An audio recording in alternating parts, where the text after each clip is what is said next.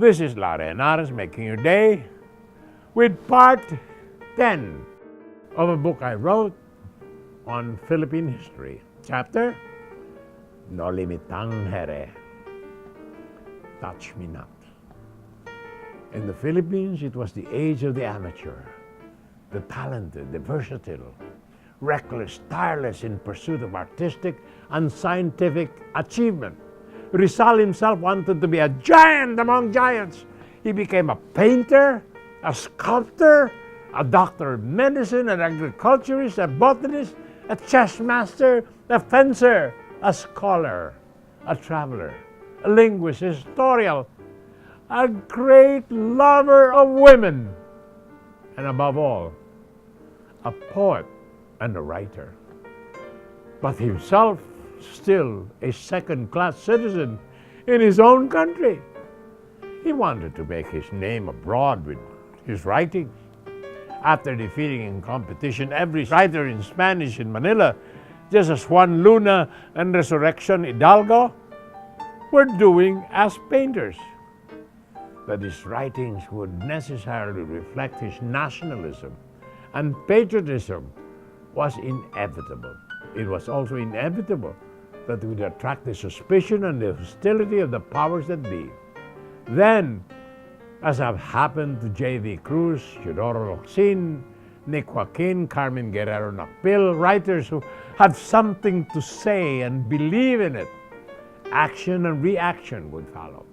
He would defend himself the more he was attacked and become more convinced of the validity of his opinions, the greater the dangers that arose. The poet would then be absorbed in the patriot, the novelist in the nationalist.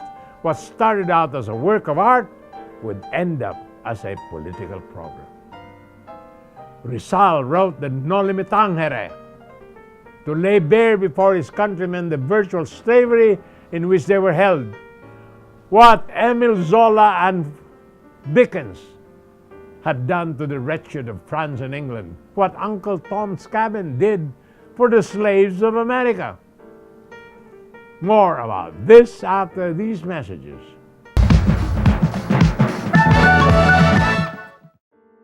This is Henares making your day with part 10 of the book I have written on Philippine history. Chapter, No Limitang Here. The plot, No Limitang Here, is too theatrical. The romantic characters were romantic stereotypes. Maria Clara was plainly a romantic adolescent, prone to fainting fits and romantic gestures.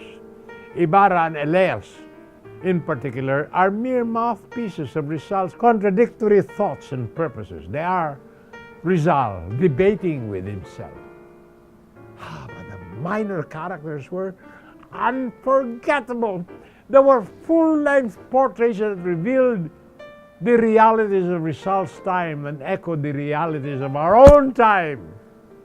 It is not only a tribute to Rizal's skill as a writer, but also proof that Filipino society has not changed much since his day, that we could recognize in ourselves and our contemporaries the self-made Capitan Tiago, always careful to be on the winning side, or Doña Victorina and Doña Consolacion, haunted by class and color complexes, the vice mayor who cannot bear to think of resigning, the college graduate spouting his ignorance, the lieutenant eager to slaughter the dissidents to win promotion.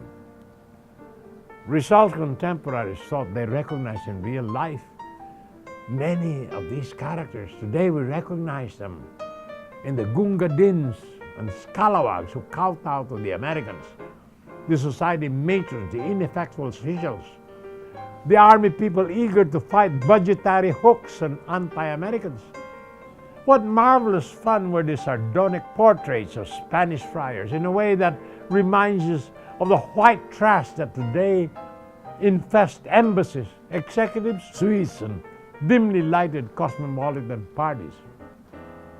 Father Sibila, the elegant Dominican quibbler, Father Damaso, the blustering, gluttonous peasant, sacrilegious and adulterous, or Father Salvi, the scheming, frustrated lecher, all of them contemptuous of the Filipino Indio. Rizal goes to the extreme, we must admit.